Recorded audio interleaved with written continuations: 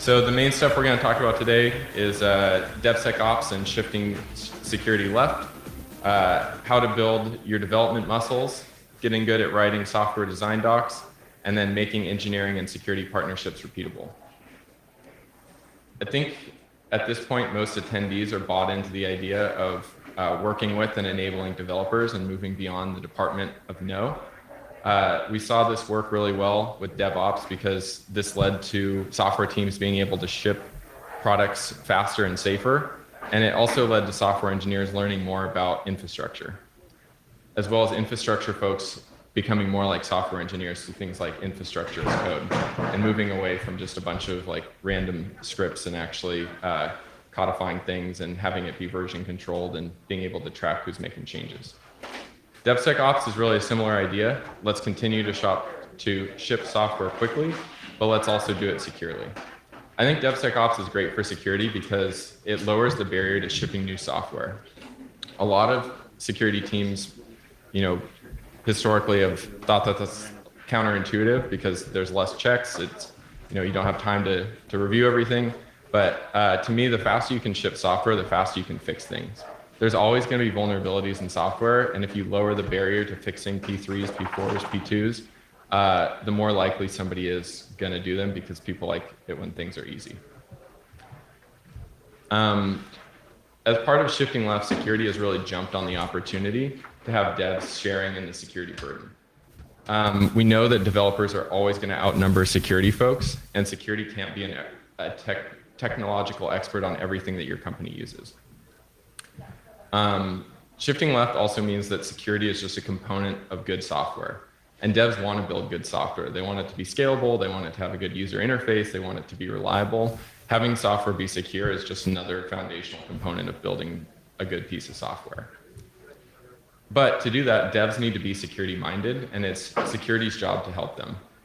These people may not have had a lot of experience in the security space, and your team should be enabling these people to make good security decisions without you. That should be the goal. I think a natural intersection of security and engineering is actually security features. Security features allow you to better serve your customer and unlocks additional revenue, especially in the B2B space. And I think these two bullet points are something that are really a priority for every business. Your business exists to serve its customers, and your business also probably wants to make money. Historically, security has been seen as the cost center, but luckily customers care more about security than they have ever before. And so you can start to change that by getting involved in this type of work. This is also a really good opportunity to transfer knowledge between these two teams, which is really a core concept in my mind for DevSecOps. Everybody needs to be learning from each other. DevSecOps is not just about software engineers fixing vulnerabilities. It's also about security engineers learning from software engineers. I'm not saying that everybody needs to be a senior full stack engineer to be a security engineer, but being able to write software will help you solve problems and make you more relatable to your partners in the engineering organization. You're going to be more confident doing design reviews. You'll write up better vulnerability tickets. You might be able to even look through the code base and figure out exactly where that problem is introduced. And when you write up better tickets, they're more likely to get fixed because it's less work for the other person who's supposed to be fixing them.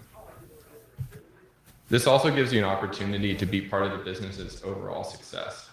Two tenets of our security team is that you should be part of the overall business's success and that you should partner really closely with engineering.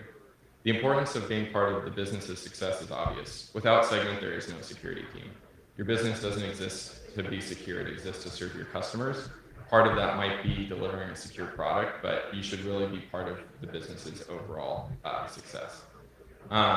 This also translates to making practical security decisions for employees, helping sales and marketing, and always keeping the customer in mind.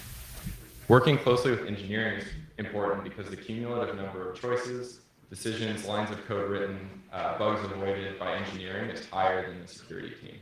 Working collaboratively with engineering allows us to learn from each other and help everyone be a better security champion. We believe that making good software requires making good security choices, and our team is here to help engineers do that. If you haven't written any code before, that's okay. I'm not going to talk about how to get started coding in this presentation. There's people that are significantly more qualified than I am to get you going in that area. but assuming you've got some basic development skills, a great place to start is fixing some small bugs. For context, before Segment, I had written a decent amount of code, but I had never written anything that was customer facing. If the tools I wrote for work broke, I could typically fix them on my own schedule. If you're looking for a place to get started, take a look at your vulnerability backlog. Try to find a couple lower priority issues that seem like they would be easy to fix. And if you're not sure which are going to be easy to fix, pick a couple, try to do your research, and then engage with somebody at your company who's a lot more experienced than you are. If you're having trouble finding somebody to help you out, learn about other teams by reading through their documentation, attend some engineering onboarding sessions, go to all hands, attend quarterly planning. Generally, people are interested in talking about what they're working on. If you spend some time learning about what they're doing, you can ask them some insightful questions. That's a great way to meet people at work. If your company has a buddy system or the Slack app, Donut, that's a great way to meet people too. Donut will just randomly pair you with people in a similar channel. And this is a good way to meet people that aren't on your immediate team. As a security engineer, you also might be doing some things like threat modeling sessions, engineering training, design reviews. All of these are a way to meet people. If you've been a security engineer at your company for a while and you don't have friends in engineering, you might want to rethink your approach to some of your existing interactions. So you found a bug, you decided this is the one you're going to fix. Spend some time researching it. The goal shouldn't just be to fix this as quickly as possible and be like, okay, I fixed one thing, I'm an expert. Take some time to figure out where is this thing used, how well tested is it. That's a really important one because if you make a mistake and the component is really well tested, the test will probably catch your mistake. But if this is something that just doesn't have any tests and you kind of don't know what you're doing, you're a lot more likely to break things. Once you have a good understanding of how this works, go back to the person who said, hey, this is a kind of an easy thing to fix, and confirm your understanding. This will help you avoid breaking things. If you do break things, that's okay. I once made a mistake deploying code to 2 services, which made customers not be able to log in for 20 minutes with new sessions. So it happens. Everyone's going to break something eventually. The important thing is to learn from it, help your team learn from it, and then use this as an opportunity to improve your processes, documentation, and tooling. Fixing small bugs is a great way to learn how your organization ships, tests, and deploys software. All of these things are kind of the same regardless of how big the change is. You're still going to go through the same deployment process. You're still going to have to go through the same testing process. Obviously, the scale increases, but it's a good way to learn how your org does these things. And you'll quickly learn that removing a vulnerability from your code base is much more than just fixing the code. You need to spend time understanding the various places the code is used, testing it, writing new tests, responding to PR comments, getting approvals, and then actually deploying the software. This will really help you build empathy with developers. You've probably thought like, oh, that just seems like such a quick fix. Like, why hasn't somebody fixed that? After you fix a couple vulnerabilities, you'll realize that it's never just a quick fix. It's always more time than you think. And you probably will have a little bit more empathy when you're talking to developers next time. If they say they haven't had time to fix something. Even at an organization like Segment, where unit tests and I guess just all tests pass within a couple of minutes and the deploy is automatic, it still takes time to do all the other stuff. For example, most of our repos CI can pass and deploy within like probably 6 to 8 minutes, and it still takes a long time just to make sure that you're confident in your changes. This is going to make you more relatable to engineers. The next time you're talking with them about a vulnerability, you're going to know a lot more about what they go through and what it takes to actually fix something. Here are some PR tips. If you haven't written a lot of pull requests before, think of your pull request as a historical document. Future engineers, including yourself, are going to look back at this. Looking at the code's one thing, looking at the Git blame's one thing, but going back and actually looking at the PR's context to figure out why the code you're looking at is actually super underrated and something I think a lot of people don't necessarily think to do. Keep your PRs short. This might mean that you have to do multiple PRs to accomplish what you're trying to do, but you should be optimizing the PR for the reviewer, not for yourself. If a PR is easy to review, it's more likely that somebody's going to catch a mistake, It's more likely that they are going to give you some insightful feedback. If a PR just becomes overwhelmingly long, it's a lot harder to find people that want to take the time to review it, and it's also going to make it worse if you need to revert something, and it's going to make it more likely for you to run into merge conflicts. If you have a brief summary and a thorough description, make sure that you're including the why. The why is really important. If there's JIRA tickets or other PRs, try to have all the information that somebody could need and pretend that they're looking at it 3 months in the future, because they actually might be. Spend a lot of time writing good tests. Writing good tests is a really good way to show engineers that you know what you're doing and that you've thought of corner cases. Detail your manual testing process. It's great to have tests that are automatic, but it's also good to show them, like, hey, here are all the different flows that I tried in the app to try to break this. This is why I'm confident that this software is going to work. And if you have screenshots or GIFs, that makes your PR even easier to understand. People can see the delta between what you're trying to do and what was there previously. And then before you merge, make sure you know how to revert. It's much better to figure out how to revert something before you need to do it than when you actually need to do it and you're freaking out because you just broke something in production. So yeah, fixing small bugs. This is a great way to make friends in engineering. Generally, people are happy to have you helping them fix stuff that was on their backlog. This is an opportunity for you to teach them about security and them to teach you about something about software engineering. If you learn something, try to share it with the rest of your team. This person is helping you. You can help them by not having somebody on your team ask them the same question.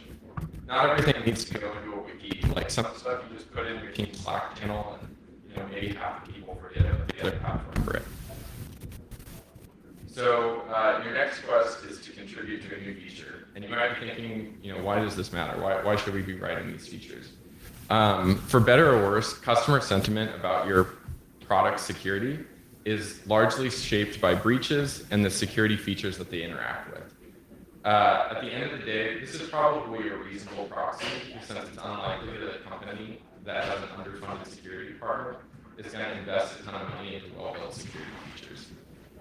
Some folks on your customers' vendor security teams might review compliance certifications, but unfortunately, a lot of the other hard work that goes into a security program isn't going to get appreciated by customers, other than the fact that it helps prevent security breaches, which is huge, but it's not something that customers are actively thinking about. Usually customers aren't thinking like, wow, I'm so glad this vendor didn't get breached today. Luckily for security teams, security is becoming a bigger part of the vendor review process every year, which means that it should be easier to get your team funded to work on cool stuff. Here are some highlights from some of the stuff we've built at Segment in partnership with engineering. We built a password strength meter that's powered by the Dropbox ZXCVBN password library and Troy Hunt's Have I Been Pwned API. These allow you to align with NIST's password guidance because it allows you to do realistic password strength checks, and it also checks for passwords that have been part of other breaches. We also built MFA. This was actually one of our early security and engineering partnerships, and we learned a lot about the process. I was in no way excluded from the team I was partnering with. I just don't think I made enough of an effort to actually make myself a part of that team. And so this project felt a lot more like a relay race where I did the back end and then somebody else did the front end, and we kind of just made it all work. And ultimately it was a very successful project in terms of the deliverable, but we learned a lot about how to make these partnerships better in the future, which I'll get into in a little bit. We also have rebuilt our authentication and authorization services, as well as built SCIM. SCIM is really cool. SCIM allows your identity provider like Azure Active Directory or OneLogin or Okta to provision and deprovision users, map groups. If you have a B2B app and you don't offer SCIM, you should really look into this. I think the job of IT and enterprise security folks would be a lot easier if everything supported SCIM. If you're not sold on writing a whole feature, what about a secure library? Are there any vulnerability types that keep popping up in your pen test or bug bounty program? A great way to eradicate those is to make changes to the tools that your engineering team are already using and make things easier and more secure. If this is the category that you find yourself in, I still think most of this presentation will apply to you, even though its focus is actually on security features. A quick example from Segment is we had gotten a couple bug bounty reports about user-supplied JavaScript hrefs. There's a couple places in our app where it does make sense to allow users to create links, and we didn't want to deal with this anymore, and so we partnered with our engineering team to create an allow list of URL schemes. So it's HTTP, HTTPS, I think there might be a couple others, but JavaScript is definitely not one of them. We also added the proper refer tags automatically to links. And this is something that every link automatically gets if you're using UI Box. This is open source if you want to go take a look at what we did. Totally cool. Of course, there's a way to ignore this. If there is, for some reason, you want to be unsafe, there's a way to override it, but the default is we make a good choice for you, and almost nobody, I don't know how other companies are using this, but I can't imagine there's very many that are overriding the defaults.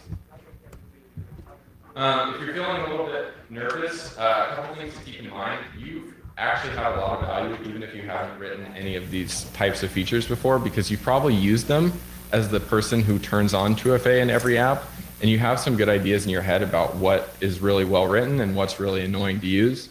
And so you can be that initial customer research for your product and engineering teams. They're going to learn a lot from you about what you think about as a consumer of these types of features, and you're going to be able to influence the design. How many times have you set up 2FA? Probably a lot more than the average product person. So okay, so you're sold. You're not nervous anymore. You're ready to start writing some features, but you think your boss might be a holdout. Here's a couple tips to convince your boss that this is a good idea. You're going to be getting hands-on experience working in the code base you're supposed to be protecting. If you're an AppSec person and you are actually capable of fixing things and maybe even building some small things, it's going to make it a lot easier for you to find issues and help engineers avoid issues in the future. It's also going to make you better at writing tickets, as well as improve the security for your customers and unlock revenue from security conscious customers. These are all things that should be important to a security team. It's also a good way to make friends. If you partner with an engineer on something, you're going to become their go-to person on the security team. The next time they have a question, they're not going to be like, I don't know who to ask. I'm just, not going to do this. They'll just shoot you a Slack message, and even if you're not the right person to answer it, they feel like they have a friend in the security org. All right, so let's talk about how to make your project successful. As you might expect, it actually starts in the planning phase, way before you've written any code. The easiest way, in my experience, is to build something that customers have asked for. So go through those vendor security questionnaires that you love filling out and figure out what customers are asking about. Or, if your product team has a good way to track customer requests, that's another great place to look for it. And then if possible, you should always jump on the moving train. And what I mean by that is have an awareness of what your company is building. And if there's something in an area that they're already working on, try to sneak some security features into that existing work. It's a lot easier to get a team to build like one small extra thing that they're already working on than going to a service that nobody is committed to in 9 months or 2 years or whatever and being like, hey, I want to make a bunch of changes. And everybody who's written that service doesn't work at your company anymore. Once you find a team that's willing to partner with you, get them to commit to a shared goal. If your company does OKRs, this could be an OKR. If your company does something else, it's something else. But for this first feature, you should really optimize for a win, even if it isn't the most important feature to build at that time. If work is already happening, that's a great place to start. Once both teams are committed to this goal, agree on long-term ownership. If it's you working with a couple of engineers on something that they already own, it probably makes sense for them to own this long-term. Having one security person supporting a feature isn't sustainable. You want to be able to take vacations, you have other things going on. That doesn't mean like abandon them, like hang out in the Slack channels, help them if stuff comes up, be willing to contribute, but figure out what is a sustainable model for ownership before you go down the building route. When you're trying to get your proposal funded, start with existing data or start tracking data to show the value of this work. Maybe you're proposing building single sign-on. Look through those security questionnaires and figure out what the total contract value is. Maybe only 5 customers have asked for single sign-on, but they represent $5 million of business. Generally, your engineering org is very happy to build things for customers that are paying you millions of dollars. Maybe you're working on 2FA. Work with product to figure out what are some reasonable success metrics. What percentage of users do you expect to activate in the first month or year? Talk to friends at other companies. I think the security industry can be kind of guarded, but generally if you can talk to your peers at another company, I've found people to actually be super open about their stats and like what their current numbers are for things. So I would say just reach out to people and see if they'll share some information. Security metrics, I think, can be pretty hard. I think it's something that a lot of security teams struggle with, but luckily they're a little bit easier in product land, and your company is probably already reasonably good at coming up with product metrics. If you're somebody who's into metrics, I can recommend a talk tomorrow. A couple of my coworkers are giving a presentation, so if you want to learn more about InfoSec metrics that your boss will love, check out their talk. When you're creating metrics or even just writing software, SQL is super underrated. SQL is kind of weird because a lot of times I struggle to do something that I know how to do very easily in TypeScript, but it's really, really valuable to writing efficient software, and it also helps making supporting arguments a lot easier. If your company has a BI tool or a business intelligence tool like Looker or Mode or Snowsight, get access to it and start playing around with it. If your company has an analytics team, that's even better. They can probably run circles around you in SQL, and they have a lot of knowledge, and they are generally very happy to help you figure out how to harness the data that they've spent time cultivating. Being able to quickly query for things like percentage of workspaces with forced MFA is super valuable. You can also use these tools to create time series data, and this type of thing is great for end of quarter grades, blogs, and conference presentations. You might be wondering what happened here. Why is there this huge spike? I know I didn't include the y-axis numbers, but this hasn't been like skewed in any way. But this was the result of a project by our intern. Our intern for summer built a modal that periodically would just nudge workspace owners and say, hey, do you want to turn on forced MFA for your workspace? And over the course of about a month, we had a skyrocketing number of active workspaces with forced MFA. So this is really the power of building these types of features, is it can really help you get good activation for stuff that might already exist. We had MFA in our platform for a few years, and we've had a huge increase in users as a result of this. So once you've built your feature, revisit your original proposal. Were the original metrics you established useful? Maybe not. That doesn't mean you should keep doubling down on these bad metrics choices, but it does mean you should try to figure out like what makes a good metric for next time. How many customers are using this? What's the cumulative value of those customers? These types of things make it easy for people outside of security or even outside of engineering to understand why we're devoting engineering and security resources to building these things. If customers ask for this, do you have a way to notify those customers? Are go-to-market teams aware of what you just built? Maybe they've been dancing around the fact that you don't have SSO for 2 years, and if you build it and you don't tell them, they're going to keep dancing around a question that is now actually going to make it easier for them to sell.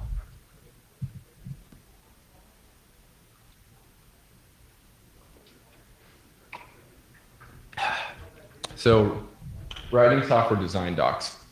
The #1 rule is follow whatever company process is already in place. If you're on the security team, do not try to reinvent your engineering design doc process, unless you're somebody who's written a ton of software in the past, I guess. I'm going to go through an example for us building SCIM, just to kind of give you a feel of what you might want to include in a design doc. But feel free to adapt this as you need. And just as a quick refresher, SCIM is awesome. It allows an identity provider to create users, remove those users, create groups, add people, remove people from those groups. And the reason why this is so powerful is because when you join a company, think back to like all the different things that you had to request. If a company is using SCIM, they just put you in a group, you get the same permissions as everyone else in that group, and you automatically get provisioned in all these SaaS apps. And then in a few years when you leave, you automatically get removed. So the first part of our design doc is the required reviewers. You need to pick people that are familiar with what you're trying to build so that you get good feedback. These people are going to make your proposal a lot stronger because they're going to poke holes in the parts that don't make sense, and they're going to offer improvements based off of their knowledge of these systems. Include reference docs. If you're building something that's based off of an RFC like SCIM, include those RFCs. I used to think my boss was a huge nerd for talking about how he read the like OAuth RFC and how useful it was, because that just sounded super boring to me. But I guess I'm the nerd now because I read the RFCs for SCIM and it was actually super helpful. The people that write these things are probably smarter than you, or they're definitely smarter than me because they come up with a lot of corner cases and things that I would have had to figure out through trial and error. And it was like, oh, I can just follow what they tell you to do, and it pretty much works. If you're building something that has like vendor documentation, that's helpful. Other references that you found useful, maybe you found some random blog on Medium or Substack that does a really good job explaining this. Put that in there and tell your coworkers like, hey, read this if you don't know anything about this thing. If there's any internal docs, reference those as well. In the case of SCIM, we were heavily reliant on an existing API that allowed for user management and group management. And I wanted to tell people like, hey, like we're using this stuff that is already partially built. Have a glossary. Nobody wants to read your document and be lost. There's a lot of different pieces of jargon that, you know, after you've read the RFC, you just, you know, see IDP and you know that's identity provider. Not everyone is going to feel that same way. Now that you've gotten kind of all the background information, you know, references and that kind of thing out of the way, you need a section that's talking about like the current state of the world. What are you building? Why do you need to build it? Why is now the time to build it? And this should include a lot of the stats that you collected during your research phase. Don't let those go to waste. Not everyone was, you know, kind of part of the decision to actually build this. Now you're actually asking for help to decide how to build it. So bring some of these stats back. This can also be a little bit of a sales pitch. I mean, I think anything can be a little bit of a sales pitch, but this is a good way to get people bought into why you're building this thing. Next, create your requirements. Having stuff prioritized shows people that, you know, you kind of put on your product hat and you're trying to figure out like what things are absolutely necessary. For us, you know, adding and removing users was incredibly important. Another really important piece was making it easy for our customers to use and sign up. The last thing I want to do is build something and then just get bombarded with customer tickets asking for me to show them how to use Okta. So we went through the onboarding process with Okta One Login in Azure, and now customers can just click a few buttons and they can get up and running with SCIM. Our second set of priorities were around groups. Just because something is in your prioritization lower, it doesn't mean that that has to be the order you build it. In the case of SCIM, it made way more sense for us to build the whole system and then onboard with Okta, rather than build our priority 1 features, onboard with Okta, build the priority 2 features, go through the onboarding process again. It would have added additional weeks to our timelines. It made way more sense just to build it and then go to Okta and be like, hey, we did everything. This is not waterfall software development. Just because you're spending a lot of time planning doesn't mean that it is inflexible. Your plans can totally change. Software development's hard. You need to be adaptable. But the goal here is to have something that's roughly going to translate into something that can track your work as you're moving forward. Whether this is Jira or GitHub issues or whatever, your work breakdown structure is something that should be like roughly translated to groups of tickets. Throw in some pictures. People love pictures. Learn how to use Lucidchart or whatever your company uses to draw stuff.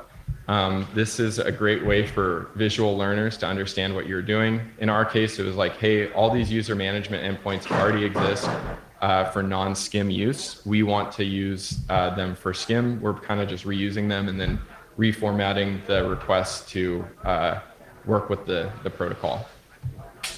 These types of diagrams are also really helpful for people that want to understand what you're doing. These docs add a lot of credit, or these types of drawings add a lot of credibility to your docs.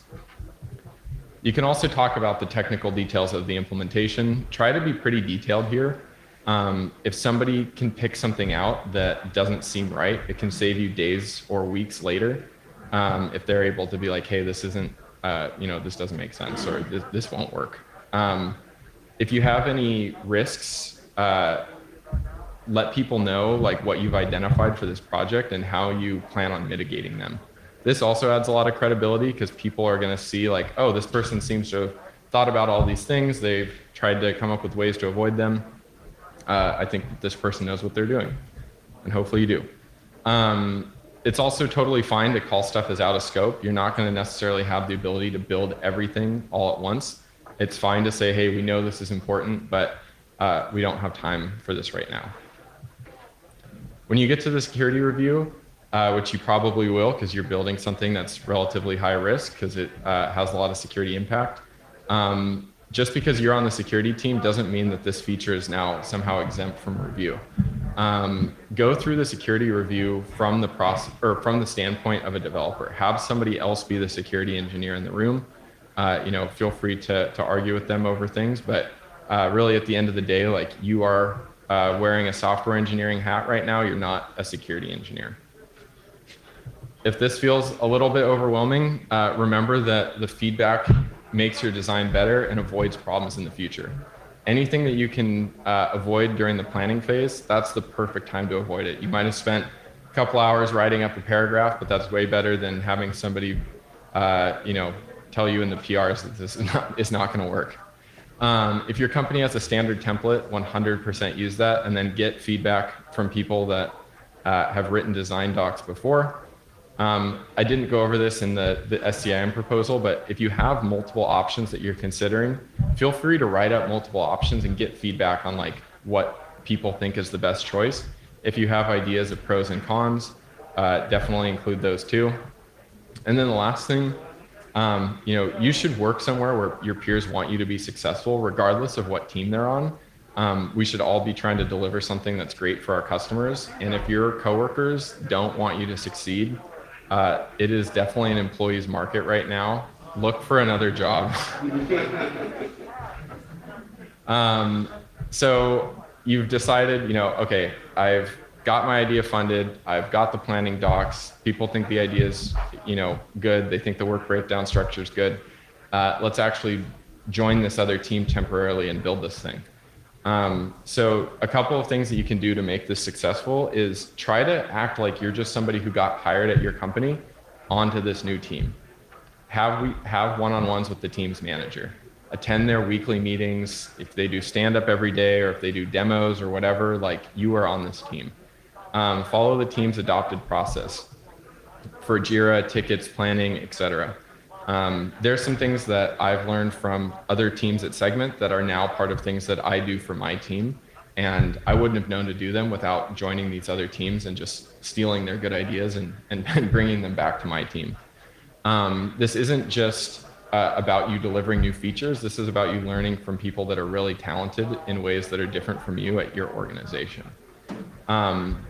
Also join their Slack channels, trade security and non-security tasks with another developer. Maybe have them build part of the security stuff and then you work on like the logging and the metrics and the dashboards or whatever. The idea is to get like a really good exposure to all of the things that are part of delivering software. Throughout this, you'll pick up new skills from product and engineering managers about how they run projects, as well as gain a general appreciation for how things are built at your company. These are a good way to level up, even if you want to be an individual contributor for your whole career. Knowing how people plan and deliver projects is going to make it easier to get promoted because you're going to be more autonomous when you're working on bigger things. And then if the team invites you to attend events like a cooking class or go-kart racing, try to go. This is a good way to meet people. I still got invited to events after showing up and beating everybody at go-kart, so definitely recommend doing fun stuff with your company. I'm not going to go into the process of like actually building SCIM. I think it would probably end up feeling a little bit like, hey, here's all this in-depth planning stuff, and then just like build it. It's going to be pretty specific to your company how things get built, but just to go over some things that I think are generally applicable to most companies. Keep your plan up to date. Those planning docs that you created, go back and make changes as the project advances. These are things that managers go back and look at. It's also something that people will probably send to each other as kind of informal documentation when they want to know how something's built. And so it's good to keep these up to date. If something changes, you think part 2 of the plan was going to take 2 weeks and then it takes 4, go back and try to re-estimate the project. Estimating how long things are going to take is important, whether you're a security engineer, whether you're a software engineer, kind of any role at the company. Being able to tell your boss accurately how long you think something is going to take is really important. And there is no shortcut to getting good at estimating it stuff. Like, you just have to estimate stuff and be wrong a bunch of times, and like hopefully you get a little bit better as you go. Read up on your company's practices for logging, metrics, testing, etc. These are components of good software, just like security. We don't want software engineers to introduce a bunch of vulnerabilities. Software engineers don't want us to skimp out on logging and all of this stuff, and then when something breaks, it's just a nightmare to figure out, like, is this broken? How did it break? How long has it been broken? You want to build good software because you want your company to succeed. Revisit the pull request tips. I'm not going to go through that again, but yeah, those are really helpful. Additionally, you want to spend time writing really good tests and documentation. Docs are really, really handy if you're the person who's the expert on something, because the next time somebody asks you a question, you can just link them to the docs instead of trying to remember and then like repeating yourself. People also share docs. So if the support team or the customer success team is like, hey, how's this work? And you can just point them to docs. They're going to tell their friends on the team like, hey, these docs exist. And then you won't get asked stuff in the future. Focus on building stuff incrementally. You should have a working product at varying levels of maturity throughout the development. This doesn't mean that this is something that's released to customers, but it just means that you have something that's working at every stage. Once you get to the point where you're ready to roll something out, your company probably has a way to do feature flagging. You can do a staggered rollout and really monitor what's happening and figure out, is whatever I just rolled out actually working the way that I want it to. Create the dashboards for monitoring as you go. This will help test your notification infrastructure. The worst thing you can do is create a really nice dashboard and then forget to hook it up to Slack. And so you have all of this stuff that is actually trying to tell you that something is wrong, but you're not getting the message. After you've built the feature, you've shipped it, everything's great. Spend some time reflecting on what could be improved for next time. Not just from like the feature standpoint, but also just the whole process of the embed. A team has probably spent days or weeks or months working with you on this project. Help them out by spreading this knowledge to other people on your team. Can you convert what they've taught you into a mini training? Can you improve the documentations for that team? How can you show them like, hey, I actually really respect your time and I've grown a lot. I want to give back to you. Try to hang out in some of the Slack channels. We have questions channels at Segment that go-to-market teams will pop into and be like, hey, this, how does this SSO thing work? Or like MFA isn't working or whatever. Even if you're not the person who has long-term ownership of these features, if you're qualified to answer these, try to stay and help out, because it'll show the team like, hey, they didn't just build it and then bail. Use this knowledge to better estimate how long fixes will take in the future. Hopefully this has really increased your empathy for developers and you can have a new appreciation for how long it takes to actually build stuff. This will also help you make paved paths in the future. Think back to the React secure library I was talking about. Once you have a little bit of product experience, it's going to be a lot easier for you to build things like that just make it so you never have to see another stupid JavaScript href vulnerability from BugCrowd. If this team helped you build something and you're talking about it at an all hands, include that team in the intro outro slide. The last thing you want to do is be like, I built this thing, and it's like, okay, actually 4 people built this thing. I'm just the presenter. If you're writing a blog, throw a quick thank you at the bottom. If somebody was helpful, shoot a message to their manager saying like, hey, this person was really useful. Offer to write a performance review for them. I know writing performance reviews is annoying. It takes a really long time, but it's really helpful to people's careers. And if somebody helped you build something awesome, the least you can do is take a half hour to write them a review. And on that note, I have to say thanks to everyone on the enterprise software team at Segment and anybody else that's helped me build stuff. We've been able to create some really cool stuff, and I definitely would not have been able to do without your help. And then as we wrap up, just a few closing thoughts.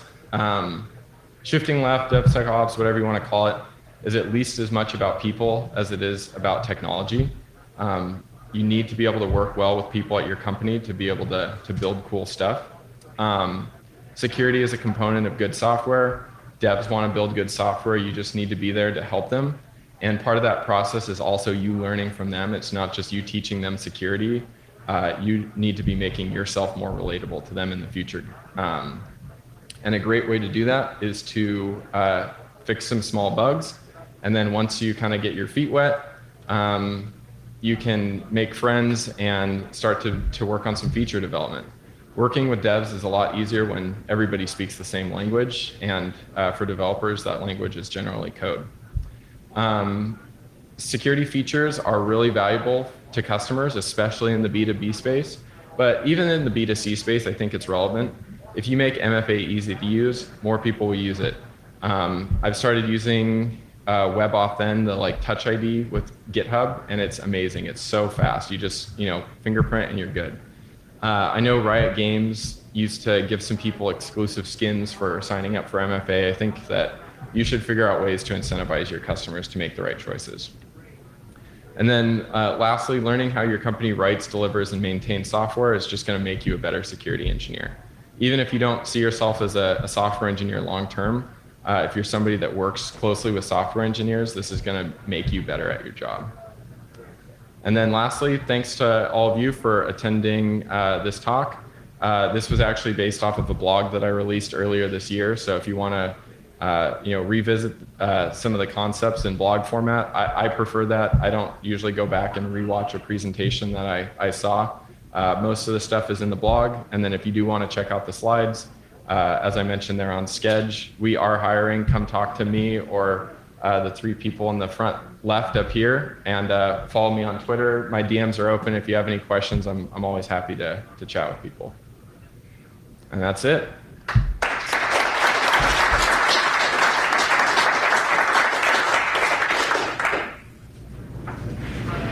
Is this a full-time position at Segment? Is it a type of security engineering, or are you doing this in addition to other apps? So it started as in addition to the AppSec job. When I started at Segment, the team was significantly smaller. The company was a lot smaller. And so I was kind of doing, some stuff with Bug Crowd, some stuff with SNCC, like design reviews, threat modeling. But I was also really interested in becoming a better software developer. And so I would make time at work to do all of the things that I talked about in the presentation. And then as our team grew, we just decided that it made sense to split the team into 2 teams. And so now we have another engineering manager that is focused on the type of stuff that I used to work on. And then I'm actually leading a team of people that are focused on this. So at this point it is split out, but it was like a gradual thing that happened over the course of a couple of years.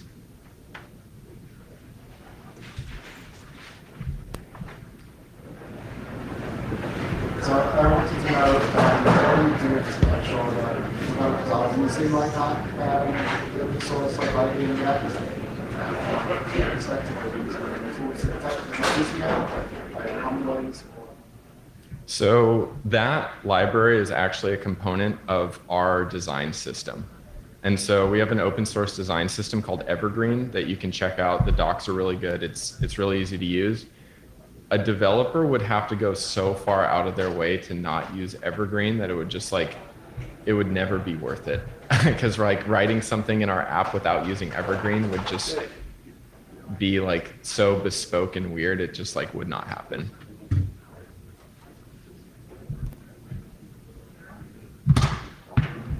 All right, well, I'll be around if anyone wants to chat.